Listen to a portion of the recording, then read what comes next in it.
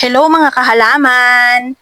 Inaalisan ko po ng tuyong dahon yung ating rose cabbage para yung mga babies niya ay hindi maging leggy. Kasi nasilip ko dito, leggy na po yung kanyang babies o yung kanyang pups.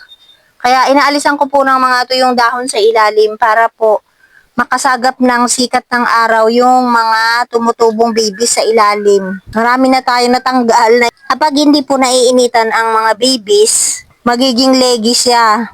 Kaya po, nililinisan ko kapag marami pong natutuyong dahon sa ilalim, natural namang may natutuyo pong dahon. Kaya po tinatanggalan ko siya para lumaki yung ating pops ng rose cabbage. Tatanggalin natin yung mga yan, mga tuyo na. May natanggal na isa, oh, hindi tuyo. Uy, huwag magulo! Bibi! Ako, ito pa. Doon ka lang, Bibi. Sige na, dyan lang, Bibi. Huwag nang pumasok. So, madami na pong mga tuyong dahon dahil siyempre po tag-init na tayo ngayon.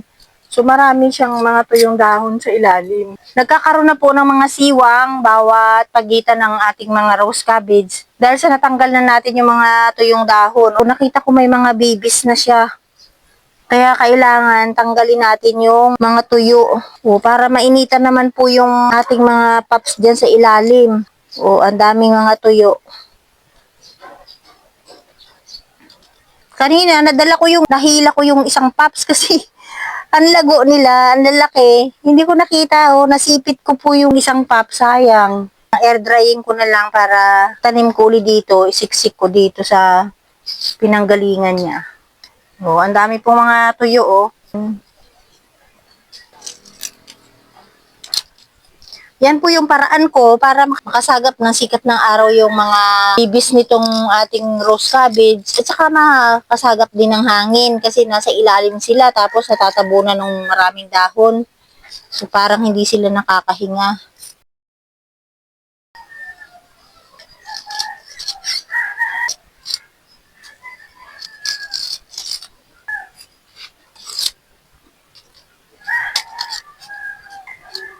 Katulad po nito, mayroon siyang pups,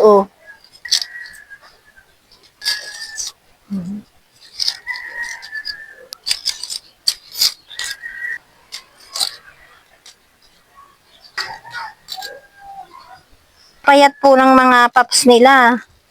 May mga pups siya maliliit pa, pero ang hahaba ng tangkay kasi ang payat. Hindi po naiinitan Tatakpan ng mga dahon niya, kaya payat. Dami-daming dahon na tuyo kasi lahat sila meron.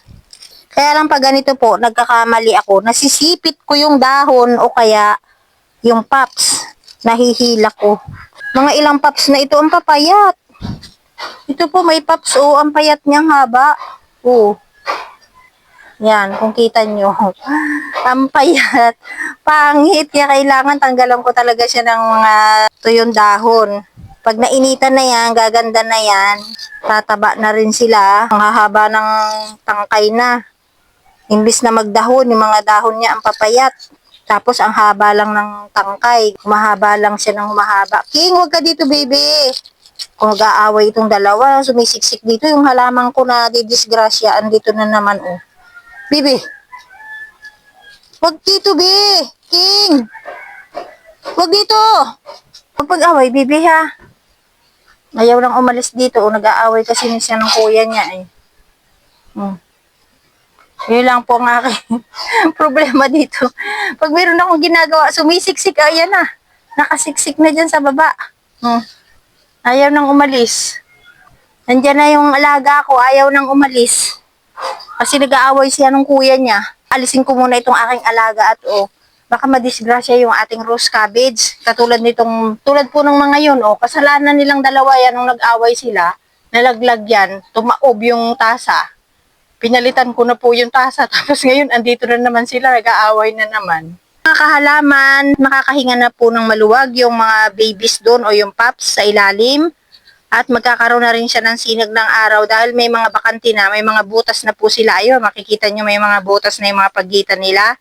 Mapapasukan na yan ng sikat ng araw at makakahinga na rin dahil sa meron na silang space na para dumaan yung hangin dahil nung nakaraan po ay masyado silang dikit na dikit tapos puro dahon, halos walang space. So yan po, maraming po salamat mga kaalaman sa inyong panonood.